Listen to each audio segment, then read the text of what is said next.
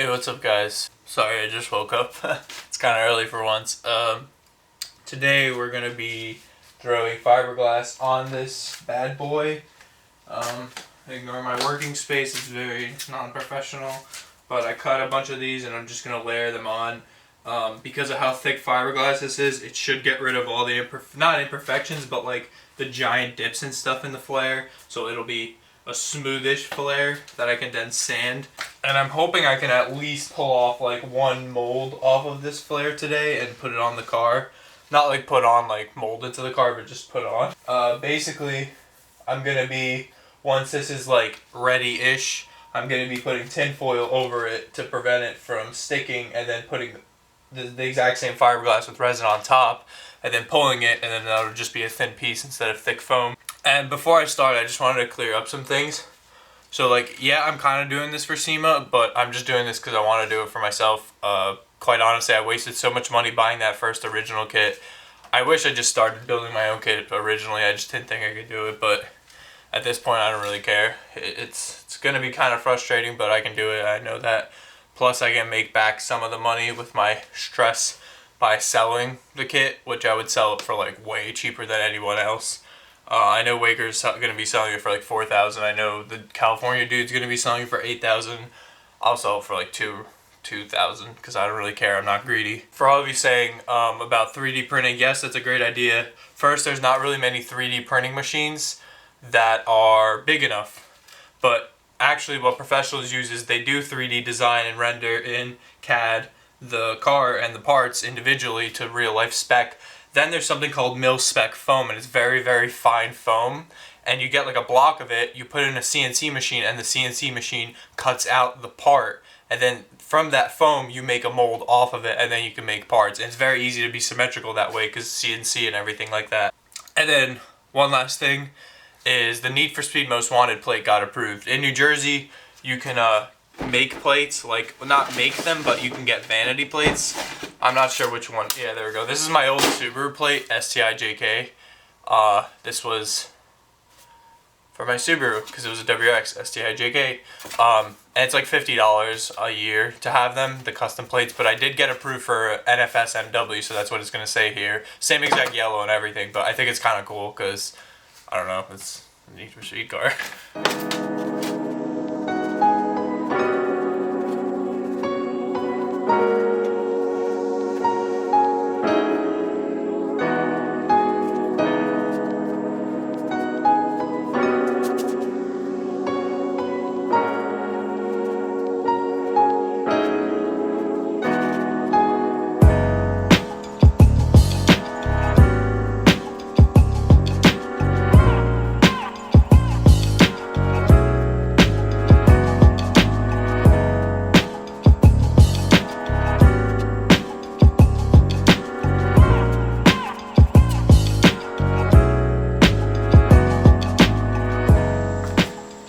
So as you can see, I did this. The white areas are where I didn't really put that much resin just because that's where that giant dip is. I'm just hoping the surface will harden enough for me to start working off of it, kind of deal. But it is a lot more of a flare than it was before. Just dried now. It looks a lot better than it did. I mean, I know there's still like the low points right here. I'm gonna go get more paintbrushes and start layering more fiberglass on these areas so I can get this to be somewhat straight-ish. Another breakthrough we have is one of my Instagram followers. He has a 1/18th scale M3 GTR, and I don't know how accurate that is, but he measured the flare on that car, and then you obviously multiply the number by 18, and he got 5.75 or 5.6, and this flare is 5.5. So it's like perfect, which I don't know what Waker was doing, because now that I've actually measured around that car and stuff, I totally realized that all the measurements are wrong. Because the front, I just measured from where that hood ends on the side, out is supposed to be 8.7 inches. And that's like a give or take half an inch or half an inch or an inch overhang over my current setup. His setup is like 2 to 3 inches even more, and his rear flare is probably like 7 inches. And then I measured the front coming out, and the front coming out needs to be 3 inches over stock. So I'm gonna take that take the crash beam right there and cut the mounts and extend them 3 inches basically. His seemed to be like 7 to 8 inches extended or something like that, so we're definitely gonna do better, I promise, guys. Hey guys, so now I'm gonna be doing Bondo. By the way, if anyone does body work, this is a gallon of body filler, Bondo, and this was $15 at Walmart. I used to literally pay like $16 for a quart. A quart is like this size. This is literally, I paid $15 for that at AutoZone, and this is a gallon for the exact same price. Like, look at the difference. And then while I'm waiting that to dry, I'm gonna go take my $400 car, it's over there, to put new tires on it at my friend's shop. And you won't believe it, but my friend literally just got the M3 GTR wheels off the race car. He got them for $120 used, and I did see them for sale. And I know you're probably wondering, like, why didn't you buy them? They're magnesium race wheels. They're off of the race car. They're 15 pounds each. Those wheels right there are 27 pounds each, and those other monoblock race wheels are like 20 pounds each. They're so light, but the thing is, they're strong, but the thing is, they're not meant for street use, meaning if I hit a pothole or anything on the street, they would crack immediately. And he's just doing them to resell them for like race purpose, but I will take the camera along to get some shots of the real wheels because it's at a shop. So guys, these are the wheels I was talking about.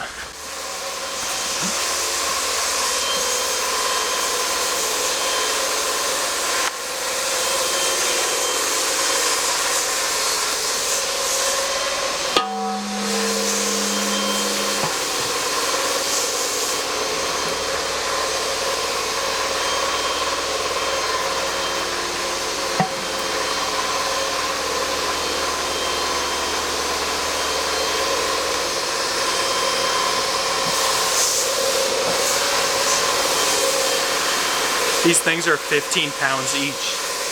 15. The wheels on my car right now are 27. Crazy. So hopefully I'll be buying these eventually.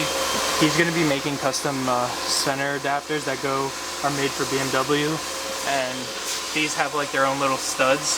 So these are going to be able to go into the center adapters, and it'll probably be like a half-inch spacer right here for the adapter in the center lock. But I think I'm going to do it. I'd rather go with the authentic stuff. The only thing is they're magnesium, which means they're very, very, very strong. But the thing is they crack instead of dent. So hopefully they don't crack, but I'll probably just run a thicker tire, and I'll have to be a lot more careful about crazy potholes and stuff.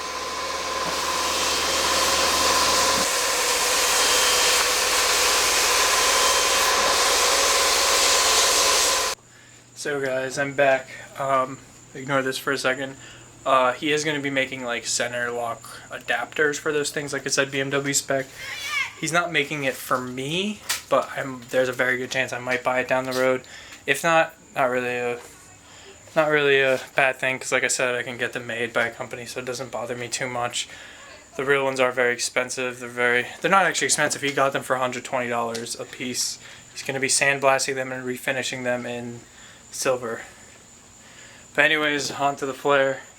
What I actually did, instead of smoothing it out and sanding, which I thought was like a stupid waste of time, I literally just made a paper mache thing, cut the edges, folded it down as you can see, and literally just started layering it on top. But yes, the foam is underneath. It's just to make sure that the paper stays solid. But as you can see, it's a perfect flare. I know it has little high spots like right there. The curve isn't perfect, and right here, but you can see that how much smoother and non-crazy this is. So I'm just gonna go ahead and finish off this back piece, and then I'll probably I'm just gonna layer the rest of the paper in this, and maybe layer some of these spots, and then I'll probably tomorrow start trimming this edge and start layering around the corner and around the back here. So then tomorrow midday we should be able to pull off this mold or flare and see how it is on the actual car. So hope you guys are excited. I think I'm making good progress. 3rd day doing this, and we already almost got a full flare. And then doing the other side is going to take maybe a day now that I know all of this, because like I said, I could just retrace on the foam and flip it and use it on the other side. So doing the other flare should be a lot quicker.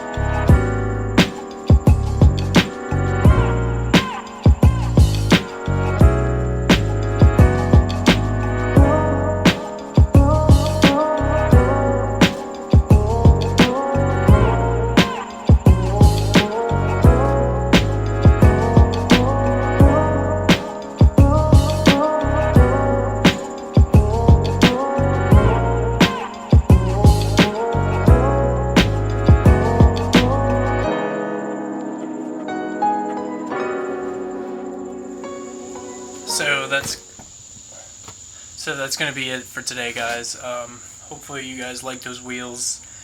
Still 60% chance that I'll use them for the car. Regardless, it'll have wheels that look like that, just whether they're real or not.